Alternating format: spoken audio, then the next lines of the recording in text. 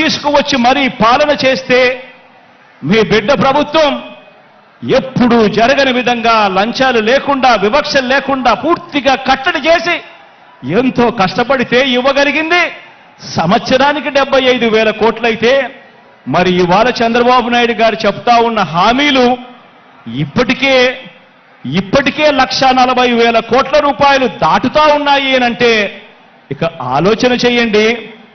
ఈ పెద్ద మనిషి చంద్రబాబు నాయుడు గారు చెప్పే ఈ హామీలు మళ్ళీ ప్రజలను ఎంతగా మోసం చేసేందుకు చెప్తా ఉన్నాడు అని ఒక్కసారి ప్రతి ఒక్కరూ కూడా ఆలోచన చేయమని అడుగుతా ఉన్నా. మరి ఈ డబ్బు ఎక్కడి నుంచి తెస్తారు అని అంటే చంద్రబాబు గారు మాట్లాడరు. ఇదే అంశాల మీద సుదీర్ఘంగా కూడా ప్రజలందరికీ కూడా తెలియాలి అని అసెంబ్లీలో సుదీర్ఘంగా దీని గురించి వివరించడం కూడా జరిగింది. పేద ప్రజలు మరొక్కసారి నమ్ముతారేమో, మోసం చేద్దామన్న కుటిల ఆలోచనతో బాబు ఈ వాగ్దానాలన్నీ కూడా చేస్తా ఉన్నాడు. ఎలాగో అబద్ధాలు చెప్పేటప్పుడు ఆ అబద్ధాలకు హద్దులు ఎందుకని, భావదారిద్ర్యం ఎందుకని చంద్రబాబు నాయుడు గారు అబద్ధాలు చెప్పే సిద్ధాంతాన్ని నమ్ముకున్నాడు. నమ్మిన వాడు మునుగుతాడు, నమ్మించిన వాడు దోచుకోగలుగుతాడు అన్నది బాబు సిద్ధాంతం.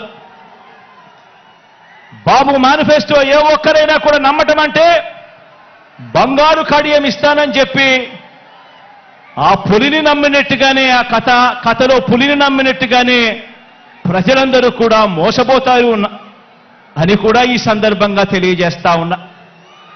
ఆలోచన చేయమని అడుగుతా ఉన్నా. ఈ 58 నెలల్లో 130 సార్లు మీ బిడ్డ బటన్ నొక్కాడు. ఈ 58 నెలల్లో ప్రజల కోసం మీ బిడ్డ 130 సార్లు బటన్ నొక్కాడు.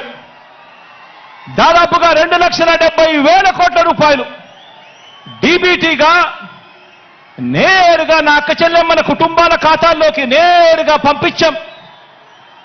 దేశ చరిత్రలోనే ఇదొక రికార్డు. మన రాష్ట్రంలో ఎప్పుడూ జరగని విధంగా, మనం ఎప్పుడూ కూడా చూడని విధంగా ఈరోజు ఈ కార్యక్రమం ఈ 58 నెలల్లో జరిగింది అనంటే అది కేవలం మీ జగన్కు మాత్రమే సాధ్యమైంది.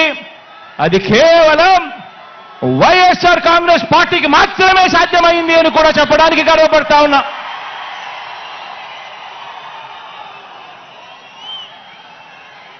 ఇవన్నీ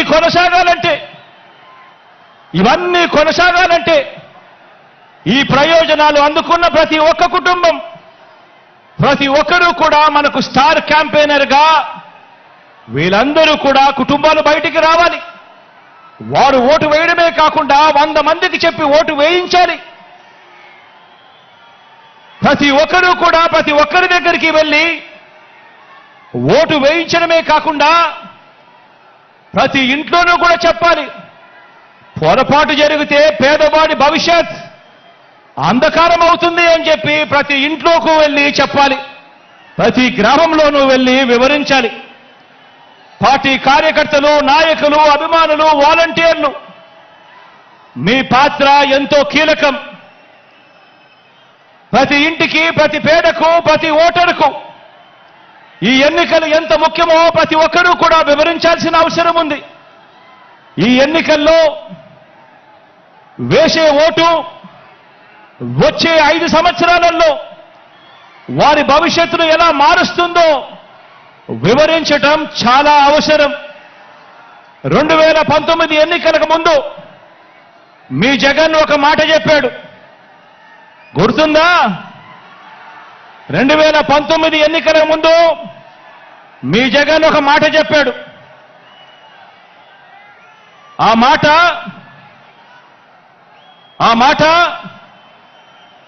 జగన్ చెప్పిన ఆ మాట, మీ బిడ్డ వస్తాడు, మంచి రోజులు మీకు తెస్తాడు అని చెప్పి మీ బిడ్డ మీకు మాట ఇచ్చాడు. 2019లో జగన్ ఈ మాట చెప్పాడు. ఈరోజు మళ్ళీ మీ అందరికీ 5 ఏళ్ల తర్వాత మీ బిడ్డ మరో మాట చెప్తా ఉన్నాడు.